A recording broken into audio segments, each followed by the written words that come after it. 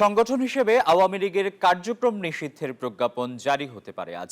আইন মন্ত্রণালয়ের মতামত পাওয়ার পর স্বরাষ্ট্র মন্ত্রণালয়ের রাজনৈতিক শাখা থেকে এই প্রজ্ঞাপন জারি করা হবে। এ বিষয়ে বিস্তারিত জানাতে আমাদের সঙ্গে সরাসরি যুক্ত হচ্ছেন সহকর্মী শাহনাজ ইয়াসমিন। ইয়াসমিন, কখন প্রজ্ঞাপন জারি হতে পারে?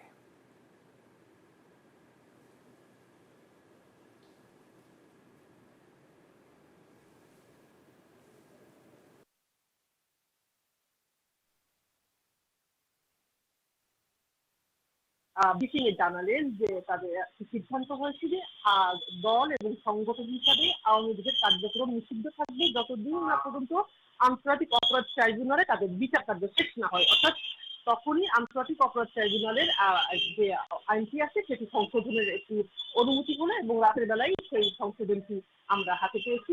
আইন মন্ত্রণালয় থেকে একটি অধ্যাদেশটি জারি করা হয়েছে অধ্যাদেশ আকারে।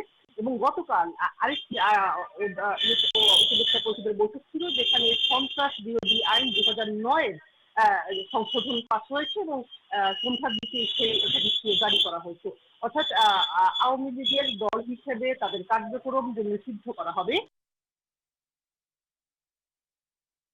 দেশের মানুষ, কারণ প্রজ্ঞাপনটি যখন জারি হবে তখন সরকারিভাবে এটি নির্বাহী আদেশ পেয়ে গেল যে দল হিসাবে আওয়ামী লীগ কার্যক্রম আর করতে পারবে না আন্তর্জাতিক অপরাধ ট্রাইব্যুনালে যতদিন না পর্যন্ত তাদের দল গোষ্ঠী এবং তাদের সংগঠনের বিচার না হয়। এবং সকালবেলা আইন উপদেষ্টা 9টায় সচিবালয়ে এসেছেন, তার সাথে আমাদের অনানুষ্ঠানিক কথা বলার সুযোগ হয়েছে আমার। তিনি বলেছেন যে আইন মন্ত্রণালয়ের যে মতামত সেটি দেওয়া হবে স্বরাষ্ট্র মন্ত্রণালয় থেকে মূলত এই রাজনৈতিক দলের বা সংগঠনের যখন নিষিদ্ধ হয় কার্যক্রম এখান থেকে হয়। এটা হলো বিধান, নিয়ম, রেওয়াজ সরকারি। তো আমরা স্বরাষ্ট্র মন্ত্রণালয়ের যে রাজনৈতিক শাখা দিয়ে আছে সেখানে যোগাযোগ করেছি, তারা অপেক্ষায় আছেন যে কখন তারা উপরের থেকে সেই মতামতটি পাবেন। এবং আজকে আবার দুপুর 2:30টায় একটি আইন শৃঙ্খলা সংক্রান্ত উপদেষ্টা পরিষদের বৈঠকও আছে স্বরাষ্ট্র মন্ত্রণালয়। সেখানে আসলে 11 জন উপদেষ্টা উপস্থিত থাকেন, স্বরাষ্ট্র আইন সহ আরো অনেকজন উপদেষ্টা।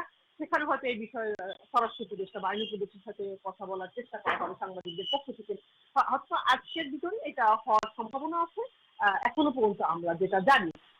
এবং আমরা জানি যে সংগঠন হিসাবে আওয়ামী লীগের কার্যক্রম নিষিদ্ধর এই আইনটি বিধানটি যখন আন্তর্জাতিক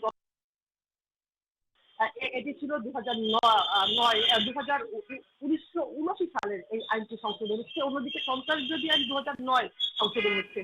অর্থাৎ দুটোকে সংশোধন করা হচ্ছে এই কারণে যে সন্ত্রাস বিরোধী আইনে ছিল যে একটি দল হিসাবে কোনো সন্ত্রাসী সংগঠনকে নিষিদ্ধ করা হবে, এখন সংশোধন করা হচ্ছে কোনো সংগঠনের কার্যক্রমকে নিষিদ্ধ করা হবে।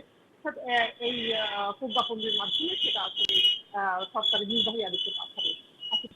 বান্ডেল থাকলে প্রতি সেনমানিতে টাকা বাঁচবে। বিকাশ সেনমানি বান্ডেল কিনে জিতুন প্রতি লেনদেন।